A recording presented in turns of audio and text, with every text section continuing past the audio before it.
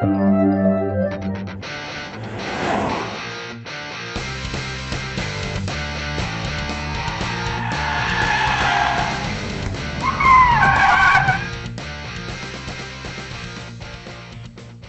is Subaru's WRX STi. This car has a lot of power. This is the most powerful Impreza you could get. It's got a big hood scoop for the intercooler, tires that are at home on a racetrack, turbocharged all-wheel drive. It's got a lot of power. In fact, it's been a big hit on video games. Let's see if the real one is just as much fun. The STi always had a decent amount of utility for being such a high-performance sports car. That's because it's a four-door sedan. Well, this time it's not a sedan anymore, now it's a wagon. That gives you more room for cargo, makes the car a little more livable.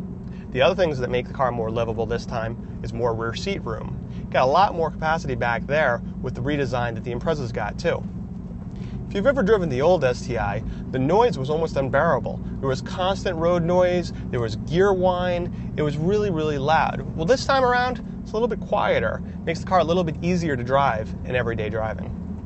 Most of the interior is pretty much the same as you'd find in any other Impreza. The big difference in the interior is these sport seats. They have really big side bolsters which help hold you in place, and that's really important because this car has a lot of cornering capability, and you need something to hold you in place when you go around the corners fast. The tires on the STi are basically track tires. Do not expect to drive these things in the snow. Even with all-wheel drive, you have no traction. Our car came with $2,000 optional BBS rims. So if you're looking to get a set of snow tires, consider getting another set of rims too. Stability control is now standard. It actually has two modes. One mode is the normal mode, which is great if there's an emergency situation. It makes the car a little bit easier to control. The other mode allows a little bit more slip, makes the car slide a little bit more. You could also turn it completely off if you're on a closed track.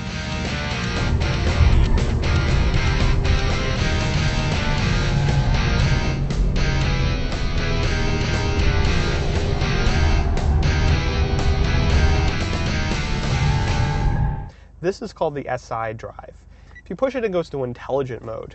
Intelligent mode doesn't give you the full power, but makes the car a little bit easier to drive smoothly. If you push it over here, you get sport mode. This gives you full power.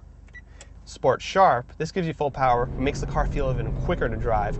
You can also adjust the center differential. You can keep it in auto mode. There's a manual mode that allows you to do things like lock the center differential. What this is supposed to do is adjust bias of the power delivery to the front or the rear, depending on where you're driving, whether it's a racetrack or a gravel road. The problem is that no matter what we did, the car out on our track plowed straight when it came to the full cornering grip. Not to say that it's dangerous or anything like that. In fact, it's pretty easy and docile to drive. The problem is it's not balanced. You'd expect a car like this to be balanced and fun to drive. The old one was. The making things worse is the steering. Steering doesn't have the real precision, responsiveness that the old car had. And also there's a lot of body roll too. Fuel economy is not bad at 21 miles per gallon, but that's on premium fuel. And it's got brakes to match all that power. Stopping distances are very short, wet or dry. So the STi certainly could put down the numbers. There's no question that this little car is fast and it's very capable handling and braking. But with Subaru's efforts to make this car more livable, they've lost some of that raw race car feel that made the last generation so popular among enthusiasts.